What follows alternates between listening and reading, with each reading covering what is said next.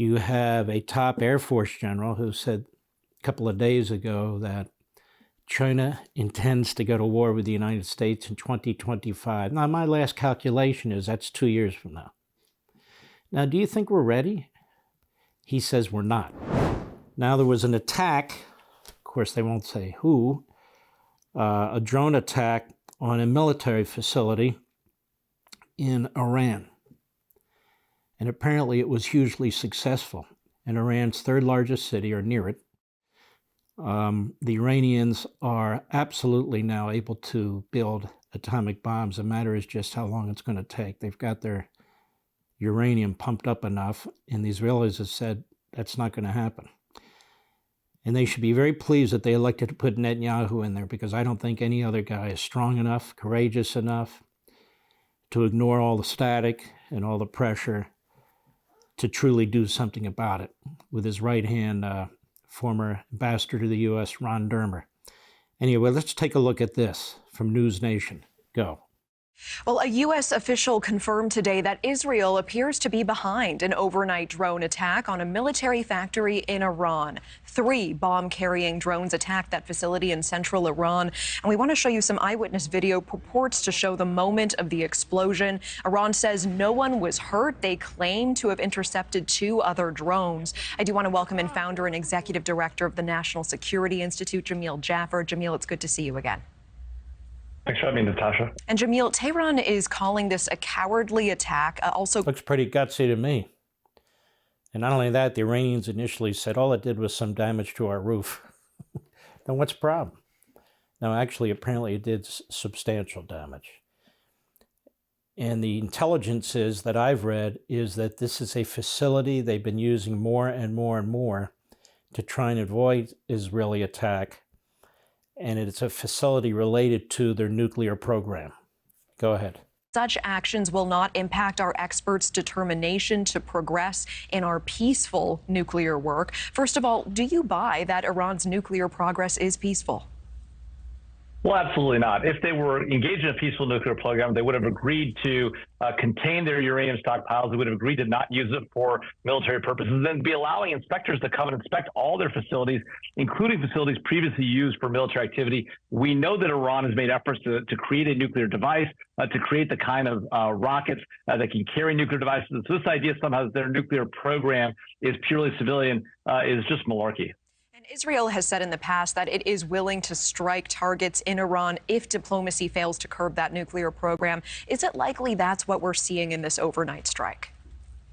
Well, you know that we've seen a number of strikes inside of Iran. We've seen mysterious successes at various facilities. We've seen Iranian nuclear scientists killed. It's no surprise that this is taking place. Iran refused to comply with the nuclear deal that it entered into.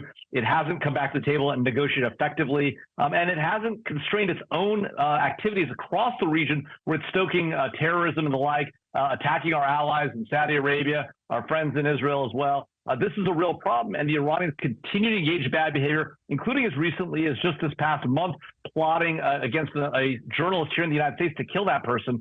So the Iranians are engaged in all sorts of bad behavior. It's no surprise that our allies are taking matters into their own hands, Natasha. If they are engaging in bad behavior, and you did mention that hit on a U.S. journalist as well here in the U.S., what does the United States need to do? Do we need to take a stronger stance against Iran? Are they receiving the message?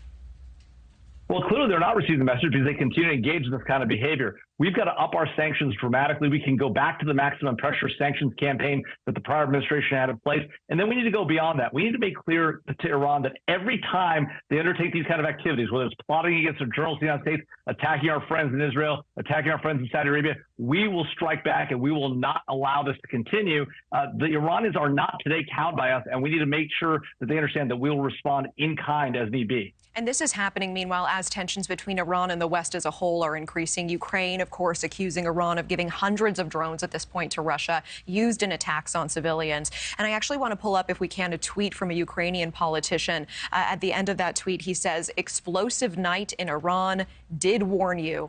What do you make of this connection? Well, look, it's clear that the Iranians are supporting the Russian efforts in Ukraine. They've provided suicide drones to the Russians. They've had military officers on the ground in in Ukraine, training Russian soldiers. So it's, I think the Ukrainians are making the point. Look, you continue to do this to us, we will work with our allies and partners to respond in kind to you. That's more what the U.S. needs to be doing, bringing our coalition together and making clear to the Iranians we will not stand by and allow this to continue to happen. All right, it's Iran. You've got Russia, you've got China, and they're all in an alliance. So it's an extraordinarily dangerous world there. You have a top Air Force general who said a couple of days ago that China intends to go to war with the United States in 2025. Now, my last calculation is that's 2 years from now. Now, do you think we're ready? He says we're not. I say we're not.